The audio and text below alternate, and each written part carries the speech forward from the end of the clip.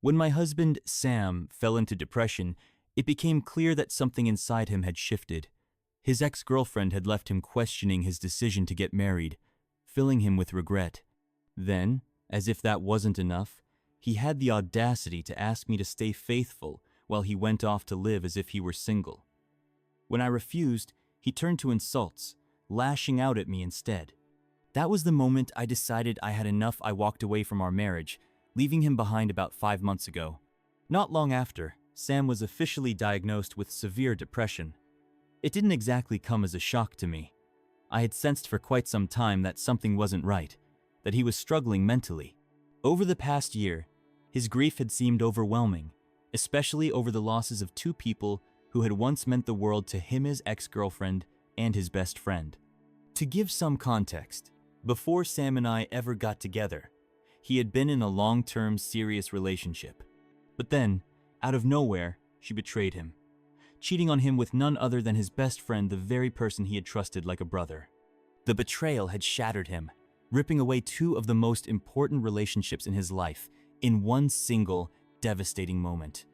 After that, he avoided relationships altogether, too afraid to trust anyone again. He needed time to heal, to process the pain before even considering opening his heart to someone new. By the time I met Sam, he seemed like he had made peace with what had happened and was ready to move on. But even though he tried to put it behind him, I could tell the scars of that betrayal still lingered. He was cautious, guarded in a way that made complete sense.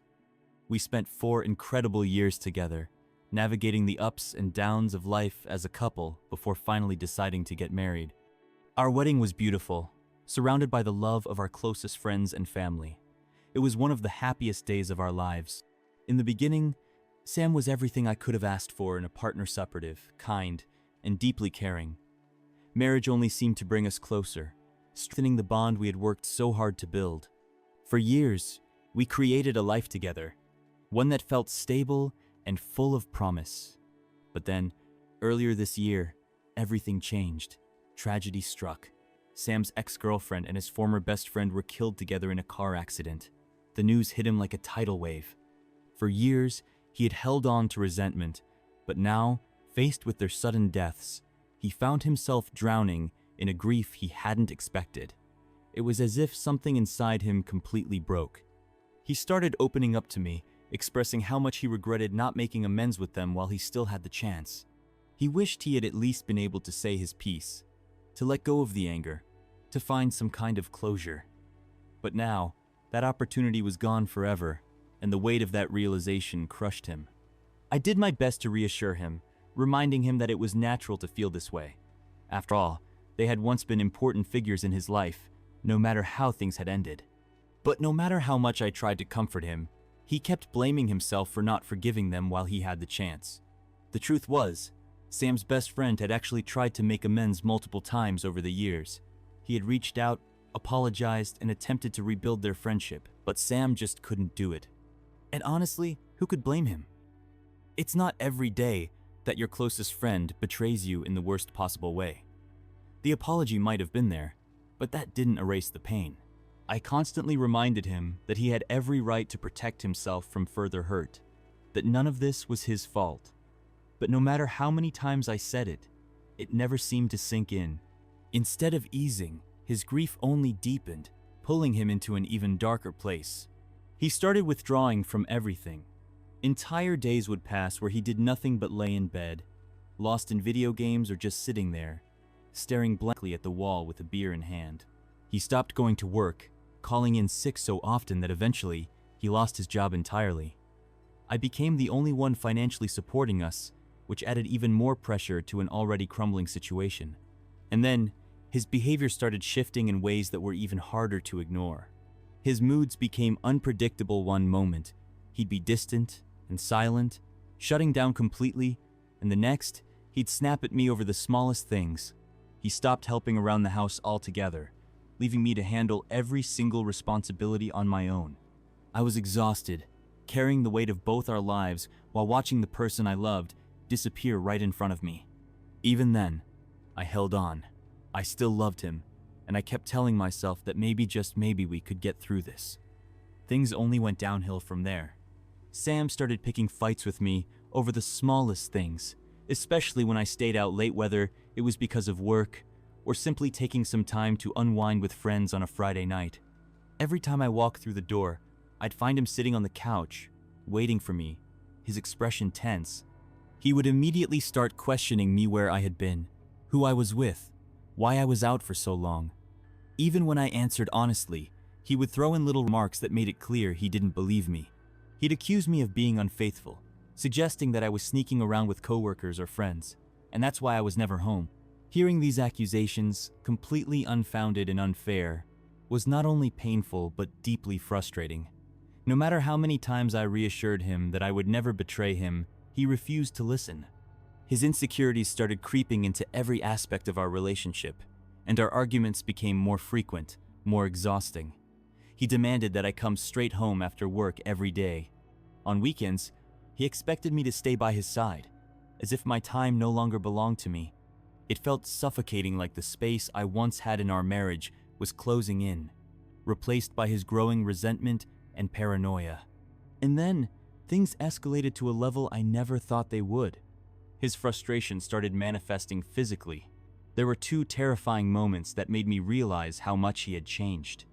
The first was during one of our fights, when, in a sudden outburst, he punched the wall just inches above my head. It wasn't just an angry reaction. It was an act of aggression that left me shaken, my heart racing.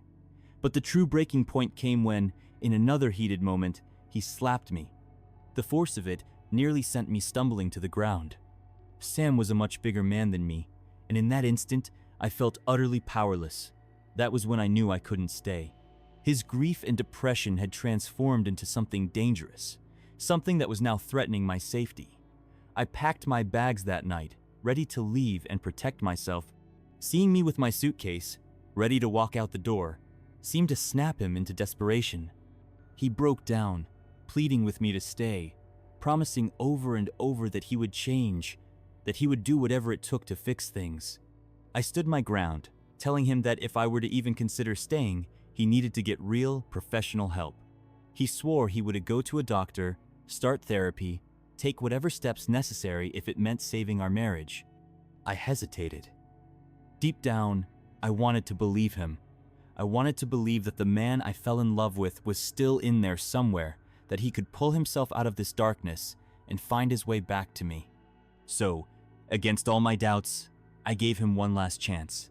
That's when Sam was officially diagnosed with severe depression. He started taking medication, attending therapy, and even practicing meditation to help manage his emotions. Over time, I began to see small but noticeable changes. The medication seemed to stabilize him, and he started making an effort to be more present, more engaged. He even began helping out around the house again, little by little showing glimpses of the man I had once known. For the first time in a long while, I felt a flicker of hope. Maybe, just maybe, we could rebuild what we had lost. But despite these improvements, there was one major issue that remained unresolved: his reluctance to return to work. Since his diagnosis, he hadn't held a job, and that became a constant source of tension between us. It wasn't about the money. I was more than willing to be the sole provider if I had Tobit. I needed him to at least try. Every time I brought it up, suggesting something part-time or even remote work that wouldn't be too overwhelming, he would shut me down, insisting that he wasn't mentally strong enough yet. That disagreement soon turned into heated arguments. I understood that he was struggling, but at the same time, the weight of carrying everything alone was exhausting. The financial burden, the emotional strain, it was all on me, and I was beginning to feel the cracks. Then, out of nowhere, Sam suggested couples counseling. He told me he thought it might help us communicate better and work through some of the lingering issues in our relationship. What surprised me even more was that he had already scheduled an appointment. All I had to do was show up. I agreed, hoping that maybe this would be the step we needed to move forward. Maybe this therapist would help him find the motivation to rebuild his life. But instead of helping, counseling made things worse. During our sessions, Sam started opening up about his true feelings, and the more he spoke, the more I felt like a stranger in my own marriage. He admitted that a significant part of his depression came from the life we had built together. He felt trapped, weighed down by the responsibilities of marriage. as if it had stolen the freedom he never got to experience. And then, he said something that shattered me completely. He still missed his ex. He still resented his best friend for taking her away from him. He admitted that after her betrayal, he had never truly healed, that he still felt like he had missed out on something. The longer he spoke, the more I realized I wasn't his wife in his eyes. I was just the person who had filled the space in his life when he wasn't ready. And now, after all these years, he was mourning a life he thought he should have had, instead of the one we built together. When Sam admitted that he regretted missing out on his single years because of his ex-girlfriend, I was completely taken aback. I reminded him that it had been him who proposed to me, and we had been together for years before deciding to get married. So how could he possibly say that he felt rushed into it? Before I could say more, the counselor cut in, encouraging Sam to express his thoughts openly, even if what he said hurt me. And that's when things took a turn I never expected. In the following sessions, Sam confessed right in front of our counselor that he wanted a redo of his single life. But since we were already married, he suggested an alternative, that I allow him to see other people while I remained faithful to him. I scoffed, waiting for him to tell me he was joking. But he wasn't. He argued that he deserved to experience both lifestyle as single and married, because it was only fair for him to explore life and find himself before it was too late. I was stunned, appalled. The sheer audacity of his request left me speechless for a moment before I let him know exactly how absurd and hurtful his demand was. I told him in no uncertain terms that if he wanted to live like a single man, I could make that happen by leaving the marriage entirely. There was no way I would stay in a relationship where I was expected to be loyal while he got to do whatever he pleased with whoever he wanted. Apparently, that struck a nerve. His expression twisted with anger, and he snapped back, throwing my past relationships in my face. He claimed that I couldn't possibly understand what he was going through because, unlike him, I had been with other people before we got together. I took a deep breath and calmly reminded him that I had only been in 2 serious relationships before him, both meaningful, committed partnerships that simply hadn't worked out. The fact that he was now trying to use that against me, as if my past made me less deserving of commitment in our marriage, was insulting. I told him that if he had felt so strongly about wanting to explore life, then he should have thought about that before proposing to me, before standing in front of our family and friends and vowing to be faithful.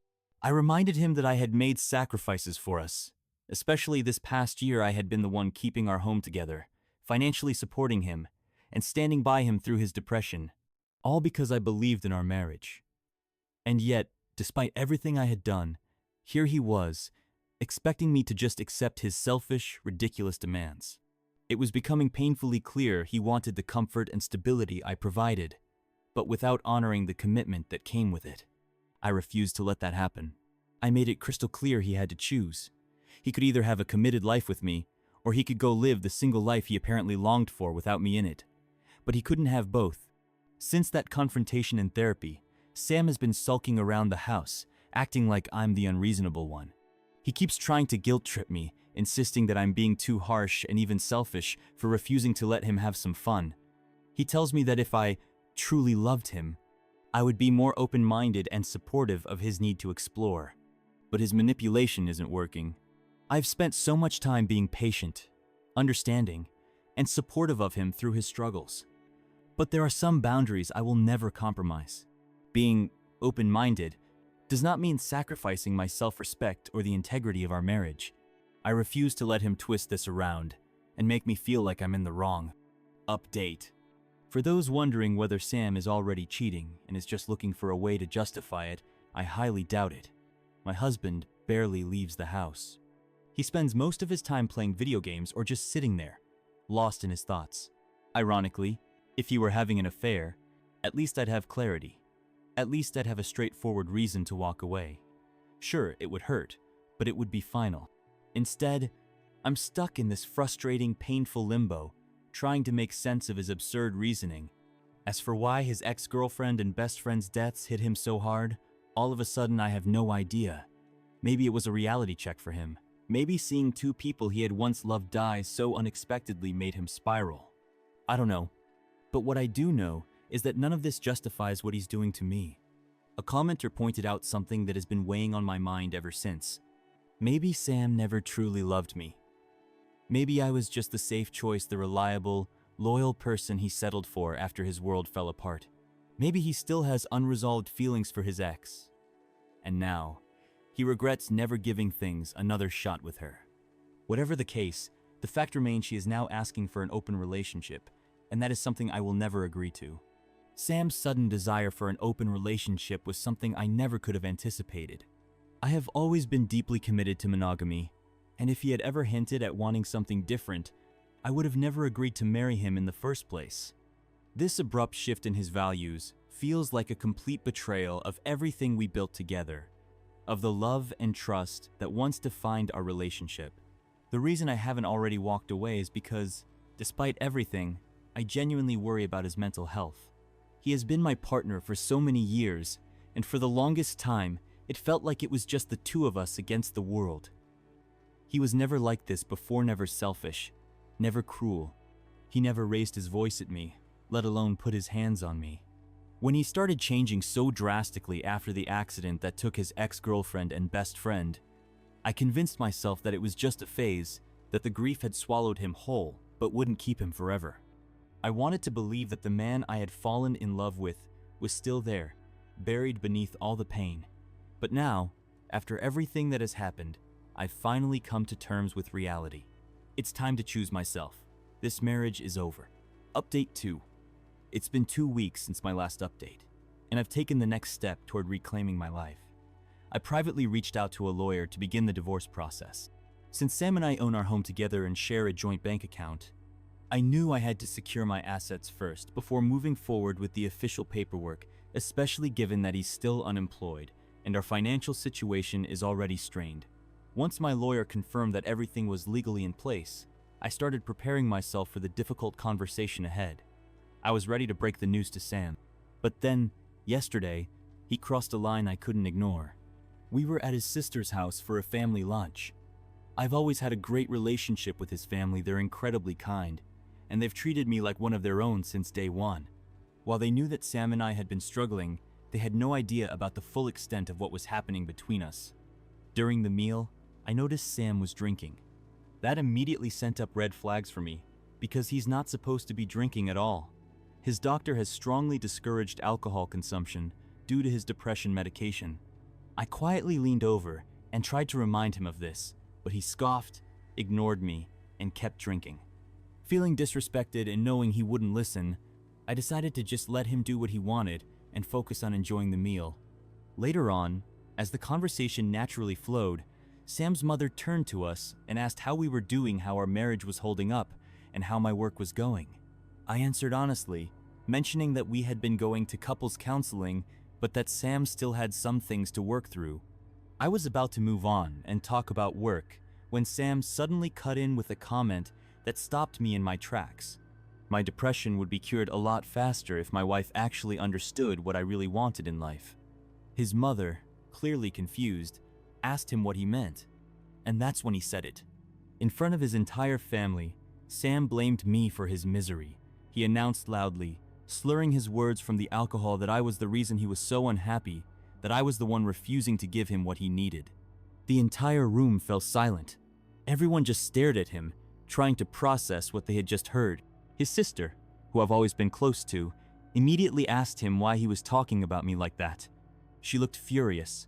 The rest of his family was frozen in shock, but Sam wasn't done. He kept going, saying that all he wanted was something small from me.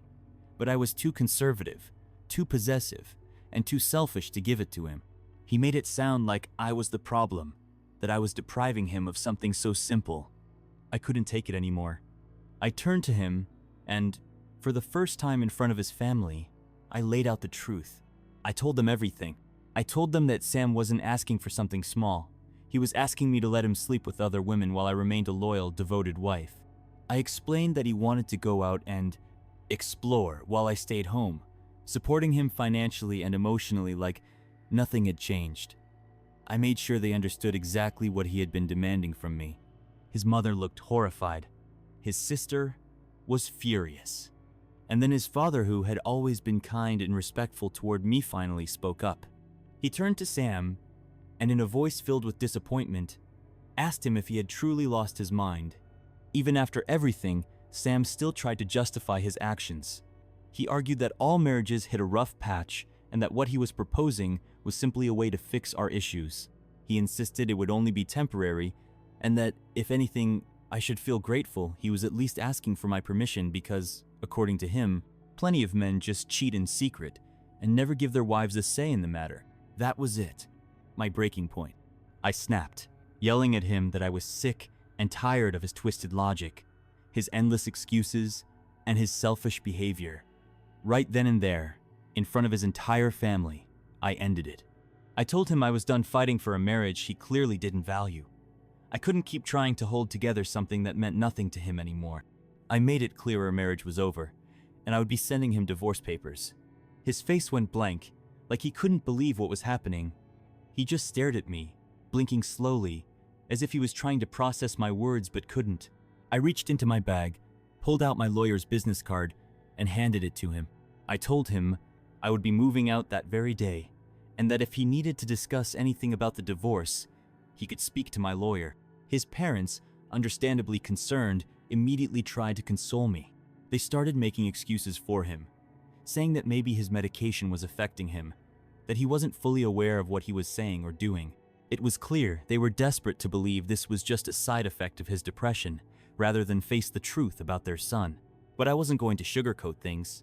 I told them the truth, that for months, their son had done nothing but drag me down, using his grief and depression as an excuse to disrespect me over and over again. That there was no more waiting, no more hoping for change. I had given everything to this relationship, and all he had done was take, manipulate, and demand more. Sam, still in shock, tried to argue. He insisted I couldn't just walk away over something this silly. He said we needed to go back to counseling and work through our problems. I left a bitter, exhausted laugh and shook my head. I told him counseling might help him, but I didn't need it.